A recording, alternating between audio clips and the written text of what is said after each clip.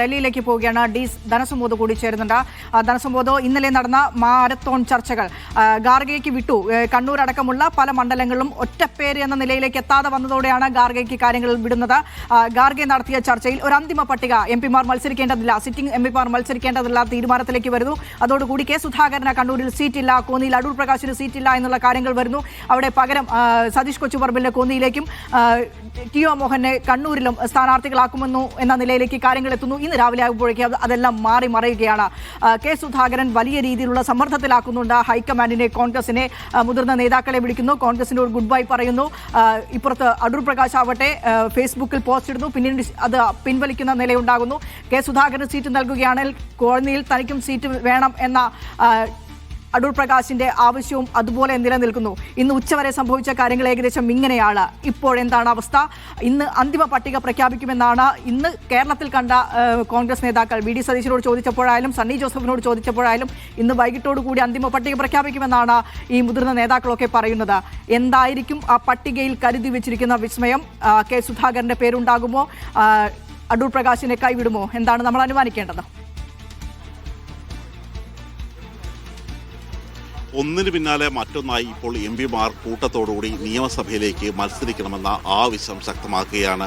ഇപ്പോൾ സുധാകരൻ്റെ പേര് ഒരു വിധത്തിൽ ക്ലിയർ ചെയ്തതിന് തൊട്ടു പിന്നാലെയാണ് അടൂർ പ്രകാശും അദ്ദേഹത്തിന് മത്സരിക്കണം എന്നുള്ള ആവശ്യം ശക്തമാക്കിയിരിക്കുന്നത്. അദ്ദേഹം ഇപ്പോൾ ഹൈക്കമാൻഡിന് കത്തയച്ച് എന്ന് മാത്രമല്ല, എന്തുകൊണ്ട് താൻ തിരഞ്ഞെടുക്കപ്പെടേണ്ട ആവശ്യമുണ്ട്, അല്ലെങ്കിൽ താൻ തിരഞ്ഞെടുക്കപ്പെട്ടില്ലെങ്കിൽ ഉണ്ടാകുന്ന ഒരു പ്രത്യാഘാതം എന്നിവ ചൂണ്ടിക്കാട്ടിയാണ് നൽകിയിരിക്കുന്നത്. മാത്രമല്ല, ഒരാൾക്ക് വേണ്ടി മാത്രം നൽകുമ്പോൾ മറ്റൊരാളെ മാറ്റി നിർത്തുന്നത് ശരിയല്ല എന്നുള്ളൊരു കാര്യം കൂടി അടൂർ പ്രകാശ് വ്യക്തമായി സൂചിപ്പിച്ചിട്ടുണ്ട്. പട്ടിക ഇനിയും വൈകിയാണ്. കാര്യം ആദ്യം 11 മണിക്ക് വരും എന്നുള്ളൊരു പട്ടിക ഏകദേശം തയ്യാറായിരുന്ന സമയത്താണ് ഈ സുധാകരൻ്റെ വിഷയം വീണ്ടും അടുത്ത പ്രശ്നത്തിലേക്ക് കടക്കുന്നത്. പിന്നീട് 1 മണിയിലേക്കാണ് ഈ പട്ടിക വരുന്നത് എന്നുള്ളൊരു സൂചന ലഭിച്ചിരുന്നു. പക്ഷേ ഇപ്പോൾ പട്ടിക അനന്തമായി നീളുകയാണ്. ഇപ്പോൾ 3 മണിക്ക് മുമ്പ് പട്ടിക വരും എന്ന് പറഞ്ഞെങ്കിൽ പോലും ഏത് സമയത്താണ് ഈ പട്ടിക വരിക എന്നുള്ളൊരു കാര്യത്തിൽ ഒരു അന്തിമ തീർപ്പ് കൽപ്പിക്കാൻ ഇതുവരെ കഴിഞ്ഞിട്ടില്ല. അതേസമയം വടക്കാഞ്ചേരിയിൽ ഈ തടഞ്ഞു വെച്ചിരിക്കപ്പെട്ട നല്ല കൺഫ്യൂഷനുള്ള മണ്ഡലങ്ങളിൽ ഒന്നാണ് ഈ ഉദുമയോടൊപ്പം വടക്കാഞ്ചേരിയും. വലിയ തരത്തിലുള്ള ഒരു പ്രശ്നങ്ങളുണ്ട്. അവിടെ ഉണ്ടായിരിക്കുന്ന ഒരു പ്രധാന പ്രശ്നം, അവിടുത്തെ സ്ഥാനാർത്ഥികളായി 1-2 പട്ടികയിൽ വന്ന ആളുകൾക്ക് സർവേയിൽ ജനഹിതം അവർക്ക് അനുകൂലമല്ല, ജനങ്ങൾക്ക് അവർക്ക് അനുകൂലമായ ഒരു നിലപാടല്ല സർവേയിൽ സ്വീകരിച്ചിരിക്കുന്നത് എന്നുള്ളൊരു കാര്യമാണ് അറിയിച്ചിരിക്കുന്നത്. അതുകൊണ്ട് സർവേയിൽ ഒന്നാമതെത്തിയിരിക്കുന്നത് മുൻ MLA കൂടിയായിട്ടുള്ള അനിൽ അക്കരെയാണ്. അനിൽ അക്കരയെ മത്സരിപ്പിച്ചുകൂടെ എന്നുള്ള ഒരു ചിന്തയാണ് ഇപ്പോൾ ഈ വടക്കാഞ്ചേരിയിലേക്ക് വന്നിരിക്കുന്നത്. പക്ഷേ PN വൈശാഖ് ഉൾപ്പെടെയുള്ളവർ അവർക്ക് ഇതിനകം തന്നെ സീറ്റ് ലഭിച്ചു എന്ന രീതിയിൽ പ്രചരണം ഇതിനകം തന്നെ ആരംഭിച്ചു കഴിഞ്ഞിരുന്നു. നേരത്തെ ജോസഫ് വാഴക്കൻ പ്രചരണം ആരംഭിച്ചെങ്കിലും അദ്ദേഹത്തിന് പിന്നോട്ട് പോകേണ്ടി വന്നിരുന്നു. രമേശ് ചെന്നിത്തലയുടെ ഏറ്റവും അടുത്ത വിശ്വസ്തനായി കരുതപ്പെടുന്ന ആളാണ് രമേശ് ചെന്നിത്തല. അതേപോലെ തന്നെ രമേശ് ചെന്നിത്തലയുടെ അടുത്ത വിശ്വസ്തനാണ് ബാബു പ്രസാദ്. ചെങ്ങന്നൂരിൽ അദ്ദേഹത്തിൻ്റെ സീറ്റും ഇപ്പോൾ സംശയാസ്പദമായ രീതിയിൽ തന്നെയാണ് തുടരുന്നത്. പട്ടിക വന്നാൽ മാത്രമാണ് ഇക്കാര്യത്തിൽ ഒരു അന്തിമ തീർപ്പ് കൽപ്പിക്കുക. പക്ഷേ പട്ടിക എപ്പോൾ വരും എന്നുള്ളൊരു ചോദ്യത്തിന് ഇപ്പോഴും കൃത്യമായ ഒരു ഉത്തരമില്ല. സുമോദ് സൂചിപ്പിക്കുന്നത് പല ഒറ്റപ്പേരിലെത്താത്ത പല മണ്ഡലങ്ങളിലും ഇനിയും ഒരു ടിസ്റ്റ് പ്രതീക്ഷിക്കാം. 5ഓളം മണ്ഡലങ്ങളുണ്ട് ഇനിയും ഒറ്റപ്പേരിലേക്ക് ഒരു സമവായം എത്താതെ നിൽക്കുന്നത്. ആ മണ്ഡലങ്ങളിലും ഒരു ടിസ്റ്റ് പ്രതീക്ഷിക്കാമെന്നാണോ?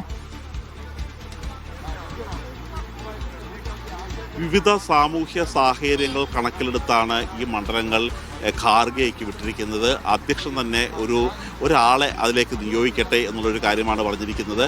പക്ഷേ ആദ്യഘട്ടത്തിൽ തന്നെ പേര് വന്ന പലരും അവർ സാമൂഹ്യ മാധ്യമങ്ങളിൽ പോസ്റ്റ് ഉണ്ടാക്കുകയും അവരുടെ മണ്ഡലങ്ങളോട് ചേർത്ത് തന്നെ ഇതിനകം തന്നെ സാമൂഹ്യ മാധ്യമങ്ങളിൽ പ്രത്യേക പേജ് രൂപീകരിച്ച് തന്നെ പ്രചരണം ആരംഭിക്കുകയും ചെയ്തു. ചിലർ പോസ്റ്റ് അടിക്കാൻ കൊടുത്തു. ആ അവസ്ഥയിൽ നിന്നാണ് പലർക്കും പിന്തിരിയേണ്ടി വന്നത്. അതുകൊണ്ട് തന്നെ ഇനിയൊരു ഏതെങ്കിലും തരത്തിലുള്ള ഒരു പ്രവർത്തനം മുന്നോട്ട് പോകണമെങ്കിൽ പട്ടിക വന്നതിന് ശേഷം മാത്രം ഉറപ്പാക്കിയ ശേഷം മുന്നോട്ട് പോയാൽ മതി എന്നുള്ള ഒരു തീരുമാനത്തിലാണ് പല പ്രവർത്തകരും പല നേതാക്കന്മാരും ഇപ്പോൾ എത്തിച്ചേർന്ന് നിൽക്കുന്നത്. യെസ്, അന്തിമമായി തന്നെ ആയിരിക്കും 2ാം ഘട്ട പട്ടിക പ്രഖ്യാപിക്കുമെന്നാണ് കോൺഗ്രസ് നേതൃത്വം ഇപ്പോഴും അറിയിക്കുന്നത്, നേരത്തെയും അറിയിച്ചത്.